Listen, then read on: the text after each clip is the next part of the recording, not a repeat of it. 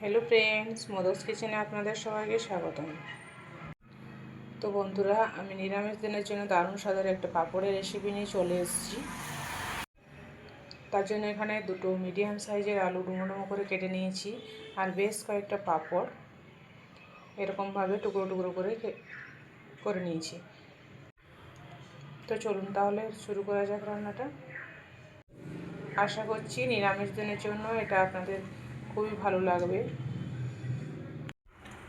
তো বন্ধুরা, আমি গ্যাসের মধ্যে একটা প্যান বসিয়ে দিয়েছি। তো প্রথমে পাঁপড়গুলো ভেজে নেব।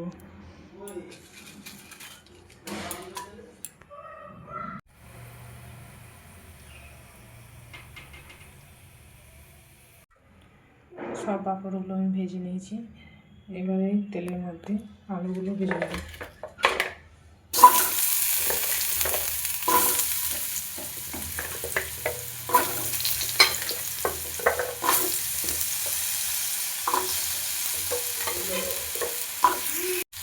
দিয়ে দেবো লবণ,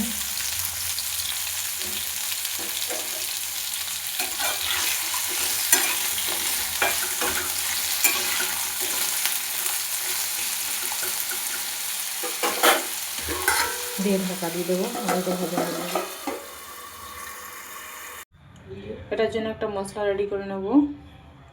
তার জন্য একটা মিডিয়াম সাইজের টমেটো নিয়েছি, কয়েক টুকরো আদা, দুটো কাঁচা লঙ্কা। এটার একটা মিহি পেস্ট বানিয়ে নেব। বন্ধুরা, আলুগুলো আমার ভাজা হয়ে গেছে। এবার এগুলো তুলে নেব। প্যানের মধ্যে আরও একটু তেল দিয়ে দিয়েছি। এবার ওই তেলের মধ্যে দিয়ে দেবো 5 ফোড়ন,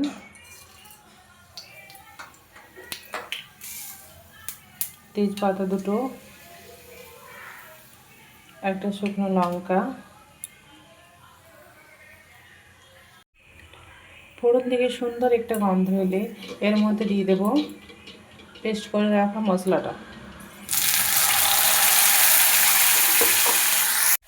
দিয়ে দেবো লবণ,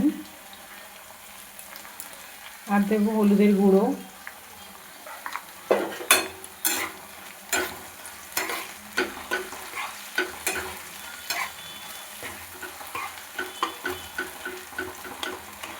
মশলাটা একটু ভেজে নেব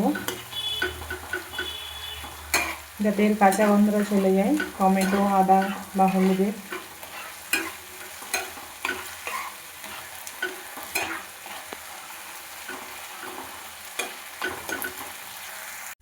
এবার এর মধ্যে দিয়ে দেবো ধনে গুঁড়ো, জিরে গুঁড়ো।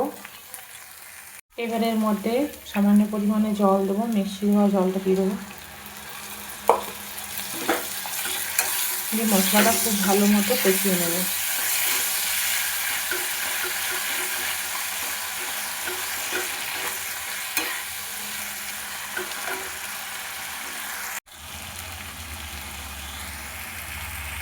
দেবো সামান্য পরিমাণে কাশ্মীরি লঙ্কা গুঁড়ো, খুব বেশি দেবো না, কালারের জন্য সামান্য পরিমাণে দেবো।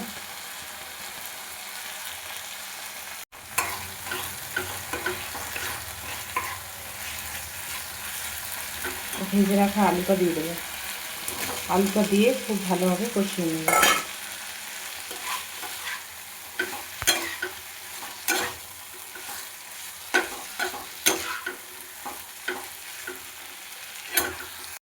সামান্য একটু লবণ দেবো, বেশি দেবো না। আর দেবো সামান্য পরিমাণে চিনি।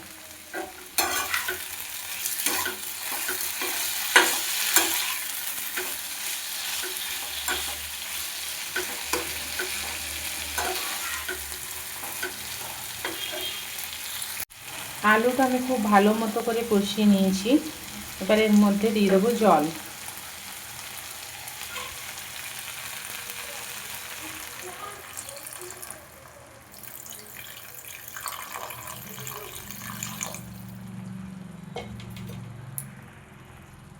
আঁচটা বাড়িয়ে ভালোভাবে ফুটিয়ে নেব।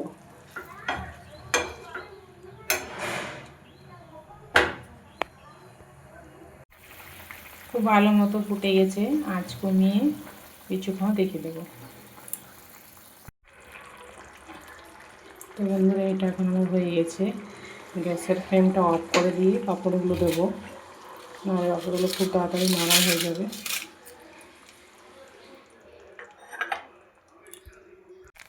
দিয়ে দেবো গরম মশলা গুঁড়ো,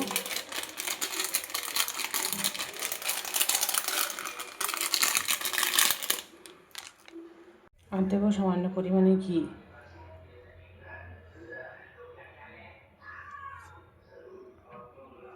দিয়ে 5 মিনিট ঢেকে রেখে দিলে পুরোপুরি রেডি হয়ে যাবে। তো বন্ধুরা, নিরামিষ দিনে এরকম একটা রেসিপি রাখলে আর কিছুই লাগবে না, ভাত রুটি পরোটার সঙ্গে দারুণ জমে যাবে। ঘরে কিছু সবজি না থাকলে পাঁপড় দিয়ে এরকমভাবে একবার বানিয়ে দেখুন, খুব টেস্টি হয় খেতে। আমার আজকের রেসিপি আপনাদের কেমন লাগলো অবশ্যই কমেন্টে জানাবেন। রেসিপিটি ভালো লাগলে চ্যানেলটিকে সাবস্ক্রাইব করে পাশে থাকার অনুরোধ রইল।